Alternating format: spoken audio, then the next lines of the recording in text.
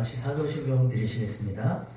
나는 전능하신 아버지 하나님 천지의 창조주를 믿습니다. 나는 그의 유일하신 아들 우리 주 예수 그리스도를 믿습니다.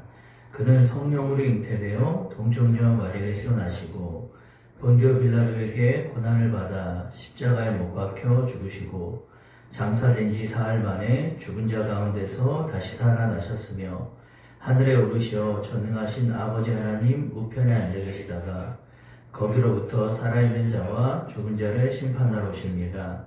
나는 성령을 믿으며 거룩한 공교회와 성도의 교제와 죄를 용서받는 것과 몸의 부활과 영생을 믿습니다. 아멘. 찬송가 95장 드리시겠습니다.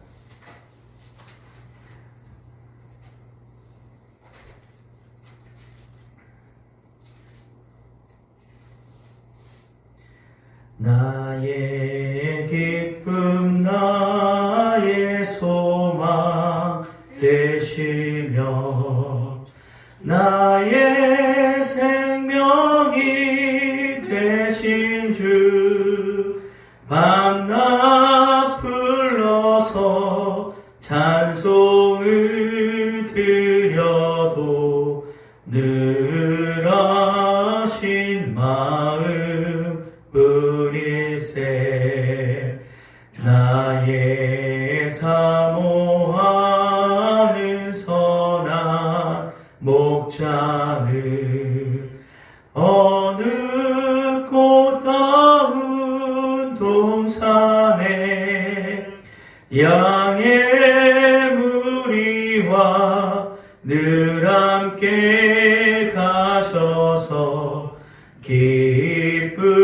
기쁨을 함께 하실까.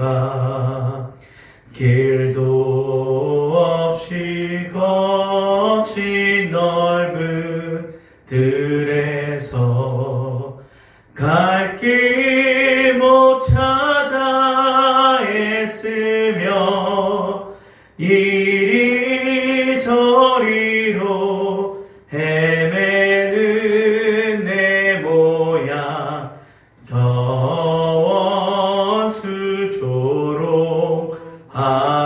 하도다.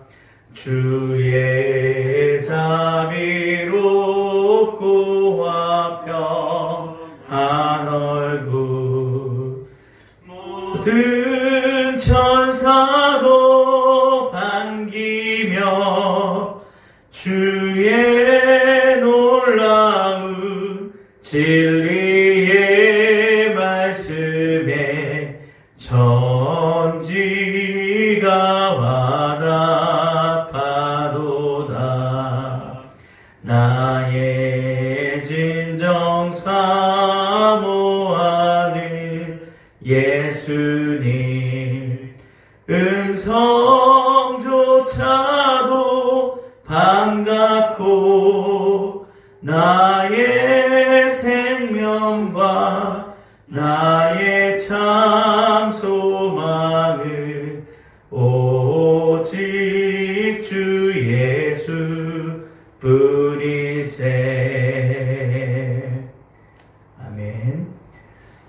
우리의 소망이 되시고 기쁨이 되시는 하나님 아버지, 그 은혜와 사랑에 진심으로 감사를 드립니다. 또 새로운 한 주를 시작합니다. 하나님께 나와 예배함으로, 하나님께 기도함으로 시작하는 이 한 주 가운데 함께하여 주시고 우리의 마음이 날마다 주님으로 인해 기뻐하고 늘 소망이 넘치는 삶이 되게 하여 주시옵소서. 비록 아버지 우리가 살고 있는 이 상황이 상당히 힘들고 어려운 그런 가운데 있을지라도 우리가 더욱더 주님을 바라보며 힘을 내게 하시고 성령의 그 권능으로 우리의 삶을 온전히 또 다스릴 수 있는 우리의 믿음을 허락하여 주시옵소서. 하나님, 오늘도 말씀 붙들고 살아가는 하루가 되기를 간절히 소망하며 거룩하신 예수님의 이름으로 기도하옵나이다. 아멘. 요한복음 15장 1절에서 11절까지 보시겠습니다. 요한복음 15장입니다.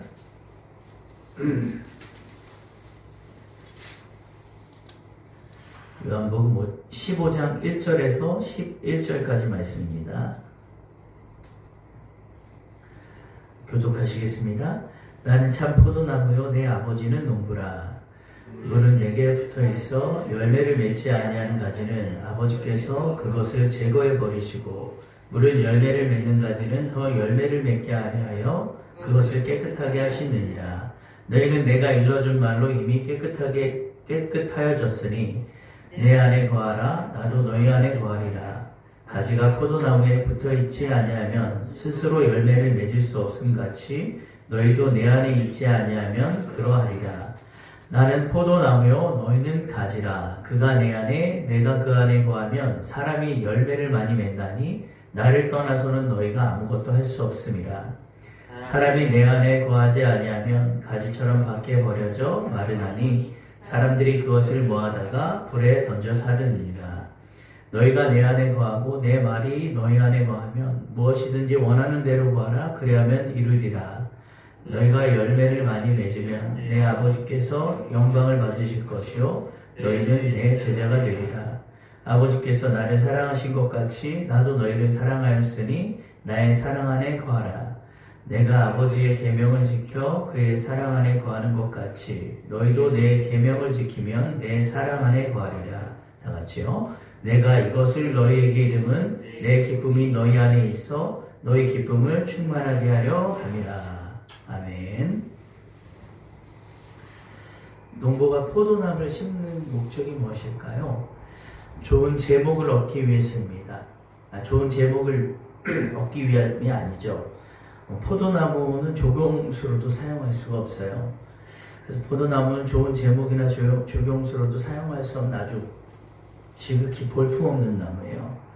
그래서 포도나무는 그 자체로는 아무런 쓸모도 볼품도 없는 그런 나무거든요. 그러나 그 나무가 만들어내는 열매 하나만큼 참 기가 막히죠. 우리 주님도 그러하셨습니다. 이사야서에 말씀하시기를 주님의 외모를 고운 모양도 없고 풍채도 없으시고 우리 보기에 흠모할 만한 아름다움이 하나도 없으시다고 이렇게 묘사합니다. 그러나 주님은 이 땅에 많은 기쁨과 소망과 행복을 가져다 주셨죠. 1절에 보면 예수님께서 내가 참 포도나무여 내 아버지는 농부라고 말씀하십니다. 즉 당신은 포도나무에 또 하나님은 포도원을 가꾸는 농부에 비유하고 계신 것이죠. 구약을 보면 포도나무는 주로 이스라엘을 상징합니다. 그런데 구약의 이스라엘 백성들은 하나님의 기대와는 달리 좋은 포도나무 열매를 맺지 못했어요. 그래서 그들은 들포도나무로 표현되는 경우가 종종 있었습니다. 이에 반해서 예수님께서는 자신을 참 포도나무에 비유하심으로써 불순종과 타락의 모습을 보인 이스라엘 백성들과는 달리 순종과 헌신의 새 이스라엘의 모범으로 자신을 계시하고 있는 거죠. 예수님께서 이처럼 자신을 참 포도나무라고 당당하게 선언하신 것은요, 이유가 있죠. 오직 당신만이 풍성한 열매를 맺어서 하나님을 기쁘게 할 수 있다는 그런 뜻입니다. 절망 중에 있는 세상에 새로운 소망을 주고 또 인간의 참된 가치와 기쁨을 회복시킬 수 있다는 의미가 되겠죠. 오직 주님 안에 생명이 있고 기쁨이 있고 소망이 있는 것입니다. 우리가 하나님을 기쁘시게 하는 열매를 맺는 것은 우리 스스로 맺을 수 없고요. 오직 주님을 통해서만이 가능하다는 것을 우리가 꼭 믿어야 할 필요가 있겠습니다. 가지의 사명은 그럼 무엇일까요? 이것은 농부의 목적과 동일하다고 볼 수가 있는데요. 농부의 목적은 오로지 아름답고 질 좋은 열매를 수확하는 데 있잖아요. 그러면 가지의 사명은 좋은 열매를 맺어야만 그 역할을 다하는 것입니다. 열매 맺지 못하는 가지는요, 줄기에 붙어 있다고 할지라도 그것은 진정한 의미에서는 붙어 있는 것이 아니겠죠. 가지는 열매를 맺을 때 비로소 줄기에 붙어 있다 이렇게 말할 수 있는 것입니다. 사실 가지가 열매 맺지 않냐고 줄기에 붙어 있기만 하면요, 오히려 열매를 잘 맺는 다른 가지들에게 피해만 줄 뿐이에요. 그래서 농부가 이제 열매 맺지 못하는 가지를 가차없이 이렇게 제거를 해버리죠. 마찬가지로 농부이신 하나님께서도요, 성도라 불리면서 교회 공동체 안에서 신앙의 열매를 맺지 않는 자들에 대해서는 신앙의 열매를 잘 맺는 다른 성도들을 보호하기 위해서 또 그들이 더 신실한 열매를 맺도록 이렇게 가지치기를 하시기도 한다는 것입니다. 따라서 열매를 맺지 못하는 자는요, 참 성도라고 할 수가 없습니다. 2절 후반부에 보면 무릇 열매를 맺는 가지는 더 열매를 맺게 하려 하여 그것을 깨끗하게 하신다 말씀하세요. 이것은 곧 열매 맺지 못하는 이유가 깨끗하지 않기 때문이라는 것인데요. 그러면 깨끗하지 않다는 것은 죄를 말하는 거겠죠. 그래서 열매 맺지 못하는 것은 결국 죄 때문인 것입니다. 그런데 3절에 보면요, 너희는 내가 일러준 말로 이미 깨끗해졌다고 말씀하세요. 그럼 예수님의 입에서 나오는 이 말씀으로 인해 깨끗해진다는 것이고, 그 말씀을 믿고 순종하는 자는 이미 깨끗해진 것이라고 이렇게 말씀하고 있는 거죠. 반대로 예수님의 말씀을 인정하지 않고 믿지 않고 배척하고 불순종하는 자는 그 죄로 인해서 열매를 맺지 못하는 것이죠. 그 죄 때문에 열매를 맺지 못하는 거예요. 세례 요한이 요단강에서 이제 세례를 베푸고 있을 때 무리가 나오는 것을 보고 이 독사의 자식들아 누가 너희에게 장차올 진노를 피하라 하더냐, 회개에 합당한 열매를 맺으라고 외쳤어요. 이들의 가장 큰 죄가 무엇이었을까요? 그것은 바로 주님을 영접하지 않고 그분의 말씀을 하나님의 말씀으로 듣지 않은 것이 되겠죠. 주님의 말로 깨끗해질 수가 있는데 그 말을 배척하니 그들은 깨끗해질 수가 없는 거죠. 주님의 말로 깨끗해질 수 있는데 그 말을 받아들이지 않기 때문에 깨끗해질 수가 없는 거예요, 당연히. 그래서 열매도 그러면 없는 거겠죠. 그래서 이들이 맺어야 할 회개에 합당한 열매는요, 어떤 생활의 그런 자범죄보다도 더 중요한 것은 예수 그리스도를 구세주로 메시아로 인정하고 받아들이는 것이에요. 아무리 율법을 잘 지켜도 예수를 믿지 않으면 그것이 그 당시에 가장 큰 죄가 되는 겁니다. 농부가 농사를 짓기 위해서 가장 먼저 하는 작업이요, 땅을 개간하는 일이잖아요. 땅을 잘 갈아엎어야 좋은 열매를 기대할 수 있기 때문이에요. 이처럼 세례 요한이 이스라엘 향해서 회개에 합당한 열매를 맺으라고 외친 것은 너희 땅을 완전히 이제 갈아엎으라는 거예요. 즉 너희의 그 율법주의 사상을 철저히 갈아엎어야 그곳에 복음의 씨가 뿌려지고 또 더 나아가 성령의 열매를 맺을 수 있다고 이렇게 주님이 세례 요한이 외친 것이고, 또 주님도 그 뒤에 계속 이스라엘 향해서 회개의 열매를 말씀하시죠. 여러분, 우리가 성도로서요, 주님의 공동체 안에서 속하여 있다면요, 당연히 하나님께서 기뻐하실 만한 그 아름다운 신앙의 열매들을 맺어야 합니다. 먼저는 회개에 합당한 열매를 맺어야 되고, 또 더 나아가서 성령의 열매를 맺어야겠죠. 이것은 곧 우리 안에 열매를 더 맺게 하려고 말씀으로 우리 속을 깨끗하게 하시고, 또한 그곳에 성령을 통해 열매들을 맺게 하시는 것이죠. 다시 말씀드리면요, 우리의 신앙이 회개가 없이 바로 성령의 열매를 맺을 수는 없다는 것이에요. 죄사함이 없이 죄 문제가 해결되지 않고 성령의 열매를 맺는 것은 불가능합니다. 오직 예수 그리스도로 인해서요, 죄사함을 받고 그곳에 성령의 열매가 더해지는 거죠. 창세기 4장에 보면요, 하나님께서 양의 첫 새끼와 기름으로 드린 아벨의 제물을 받으시고 또 땅의 소산으로 드린 가인의 제물을 받지 않으셨어요. 이 문제에 대해서 참 논란이 많이 되었었는데요. 성경은 이제 아벨이 믿음으로 가인보다 더 나은 제사를 드렸다고 평가합니다. 물론 하나님께서 이들의 제물 중 어느 것은 받고 어느 것은 받지 않은 것이 제물의 종류이기보다는 믿음의 문제라고 보는 것이 성경적이라고 볼 수가 있어요. 자, 하지만 또 우리가 한편으로 앞으로 있게 될 어떤 제사법을 통해 알 수 있듯이 이 피 흘림이 요구되는 이 피의 제사, 곧 아벨의 제사가 이 시기에는 더 합당한 제사일 수 있다는 이 사실을 간과할 수도 없는 거죠. 자, 어찌되었건 가인과 아벨의 이러한 사건 또한 이제 구약의 이스라엘의 제사와 마찬가지로 결국 예수 그리스도의 십자가의 대속 사건을 예표하는 모형들로서 이해하는 그런 구속사적 관점이 필요하다는 겁니다. 제 개인적으로 보더라도 제가 이제 주님을 인격적으로 처음 만났을 때 가장 먼저 했던 것이 회개 기도였어요. 그날을 지금도 잊지 못하는데 얼마나 많은 회개의 눈물을 흘렸는지 모릅니다. 하나님께서 내면의 깊은 죄악들을 너무나도 투명하게 보여주시는데 5시간을 회개하면서 뒹굴었던 기억이 납니다. 정말 얼마나 많은 눈물을 흘렸는지 그 두루마리 휴지 한 통을 다 썼어요. 자, 그리고 나서야 감사와 기쁨의 그 기도가 나오고 주님의 사랑이 너무 감격스럽고 또 성령의 충만한 임재를 그때서야 느낄 수 있었습니다. 이처럼 우리 신앙에는요, 단계가 있습니다. 죄사함 없이, 회개 없이 바로 성령의 열매를 맺고 성화가 될 수 있는 건 아니죠. 분명한 것은 하나님께서는 지금도 우리가 예수 그리스도로 인해 회개에 합당한 열매를 맺고 또 성령의 온전한 열매를 우리가 맺고 있는지를 보시고 있다는 거죠.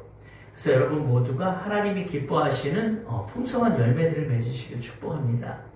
4절과 5절 보면요, 주님께서는 모든 성도들을 가지에 비유하시면서 내 안에 거하라 이렇게 말씀하고 계세요. 그리고 이제 그 이유에 대해서는 나를 떠나서는 너희가 아무것도 할 수 없습니다. 이렇게 할 수 없다고 이렇게 분명하게 설명해 주시고 계세요. 가지가 포도나무에 붙어 있지 않고 분리되면요, 당연히 그 나무로부터 수분과 영양분을 흡수하지 못하기 때문에 말라버릴 수밖에 없죠. 이처럼 우리도 예수님과 분리되면요, 말씀을 공급받을 수 없고 또 성령이 임하실 수 없어서 아무것도 할 수 없게 되는 것입니다. 오직 내가 주님 안에, 주님이 내 안에 거하실 때에야 우리가 비로소 많은 열매를 맺게 되는 거죠. 그리고 8절에 보면 너희가 열매를 많이 맺으면 내 아버지께서 영광을 받을 것이요 내 제자가 되리라 이렇게 말씀하세요. 예수님의 말이 내 안에 거하여 원하는 대로 얻은 것은 하나님께 영광이 되는 거죠. 그러니까 하나님의 것이 내 안에 떨어져서 하나님의 것이 내 안에 떨어져서 그것이 이루어진 것이기 때문에 하나님께서 영광을 받으신 거예요. 나의 어떤 인간적인 수고와 노력, 내 어떤 지식에서 나오는 것이 하나님의 영광이 되는 것이 아니라 하나님이 우리에게 주신 것, 그 말씀의 열매가 곧 하나님께 영광이 되는 거겠죠. 그런데 여기서 하나의 의문점이 들어요. 열매를 많이 맺으면 주님의 제자가 되는지 아니면은 주님의 제자가 열매를 많이 맺는 것인지 이게 의문스러운데요. 지금까지 본문의 흐름을 보면은 예수 안에서만 제자들은 열매를 맺을 수 있고 또 그렇게 맺어야 된다는 것을 보여주죠. 그러면 이제 8절은 열매를 많이 맺는 것이야말로 진정한 제자의 삶의 출발점이라는 것을 강조하고 있는 거예요. 다시 말씀드리면 열매를 많이 맺는 것이 바로 진정한 제자로서의 그 삶의 출발점이다. 그래서 예수는 참 포도나무이기 때문에요, 그 안에 붙은 가지는 열매를 많이 맺을 수밖에 없겠죠, 당연히. 그러면 열매 맺는 신앙은 결코 열매 없는 신앙은 결코 예수의 제자가 아닌 것이죠. 이처럼 입으로만 제자됨을 내세울 수 없고 많은 열매로 예수의 제자됨을 증명하고 또 우리가 아버지께 영광이 되어야 하는 것입니다. 우리도 역시 이 시대에 주님의 제자가 될 필요가 있습니다. 제자는 말로만 되는 것이 아니고요, 주님이 내 안에 거하시고 그분의 말이 내 안에 거해서 그 말의 열매들이 보여질 때 제자로 인정이 되는 것입니다. 여러분 삶에서 아주 작은 것부터 하나님의 말씀을 실천하는 분들이 되시길 축복합니다. 한 번뿐인 인생 꼭 이 시대 주님의 제자로서 많은 열매를 맺었으면 좋겠습니다. 그리고 주님께서 열매를 많이 맺는 제자가 되되 9절 10절에 보면 반드시 주님의 사랑 안에 거해야 한다고 이렇게 말씀을 하세요. 즉 제자의 필수 조건 중에 하나가요, 그 속에 반드시 사랑이 있어야 된다는 거예요. 북한에서 예수를 믿다가 잡힌 그리스도인이 총살을 당하게 되었어요. 총을 겨누고 마지막으로 할 말이 있냐는 질문에 이렇게 대답하죠. 총을 겨눈 사람을 향해서 당신을 사랑합니다. 꼭 예수 믿으십시오. 이것이 바로 그리스도의 사랑 아니겠습니까? 그리고 교도소에서 이제 사역하시는 박효진 장로님께서 예전에 그 이호성이라는 사형수에게 복음을 전하고 이제 그가 예수로 인해서 완전히 거듭나게 되었어요. 그래서 장로님이 이제 이 사형수를 자신의 양아들을 삼았어요. 그리고 마지막 사형이 집행되던 날 장로님은 사형수 아들의 마지막 가는 길에 참관했죠. 며칠 전에 이제 다리를 다치셨던 이 장로님이 목발을 집은 채로 오셨는데 이를 본 이제 사형수 아들이 아버지가 걱정돼서 막 안절부절을 못하는 거예요. 이제 곧 죽게 될 자신을 걱정하는 게 아니라 다리 다친 그 양아버지 그렇게 막 걱정을 하는 거예요. 사형 집행의 모든 절차가 마무리되고 이제 얼굴에 검은 천이 덮어지고 목에 밧줄이 감기웁니다. 버튼만 누르면 모든 집행이 종료되는 시점에서 사형수 이 아들의 다급한 목소리가 들려와요. 그리고는 아버지를 또 한 번 부르더니 이렇게 말해요. 아버지, 꼭 다리 잘 치료하셔야 돼요.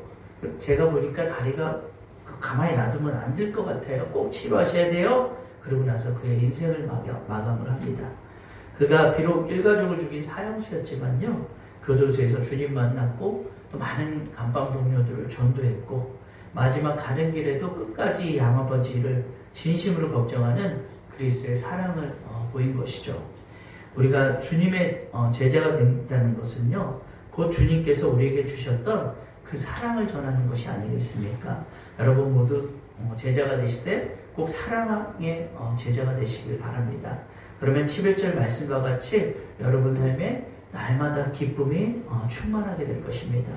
축복과 기쁨의 비결은요, 다른 데 있지 않습니다. 언제나 말씀 속에서 찾으시고 그리스도의 사랑을 실천하는 이 시대에 기쁨 충만한 제자들이 다 되시기를 예수님의 이름으로 축원합니다. 하나님 그 은혜와 사랑에 진심으로 감사를 드립니다.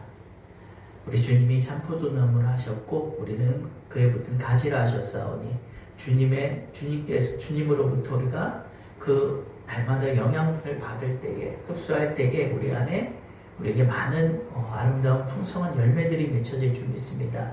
우리가 주님을 떠나서는 그 어떤 것도 할 수 없는 그런 존재임을 우리가 자각하게 하시고 날마다 주님 안에 거하게 하시고 주님의 사랑 안에 거해 많은 열매를 풍성히 우리 삶 가운데 맺을 수 있게 하여 주시고 그로 인해 우리가 늘 기쁨이 넘치는 삶이 되게 하여 주시옵소서. 우리 안에 이 기쁨이 우리가 주님의 제자됨을 증거하는 것임을 믿사오니 날마다 기쁨 넘치는 기쁨 충만한 제자로 오늘 하루도 또 그렇게 살아가게 하여 주시옵소서. 이제는 우리 주 예수 그리스도의 은혜와 하나님 아버지의 극진하신 사랑과 보혜사 성령님의 내주하시고 교통하시고 감동하심이 오늘도 기쁨 충만한 제자가 되기로 결심하는 우리 주님의 께 모든 성도님들 위해 이제로부터 영원히 함께 계실지어다. 아멘. 받은 말씀 붙들고 오늘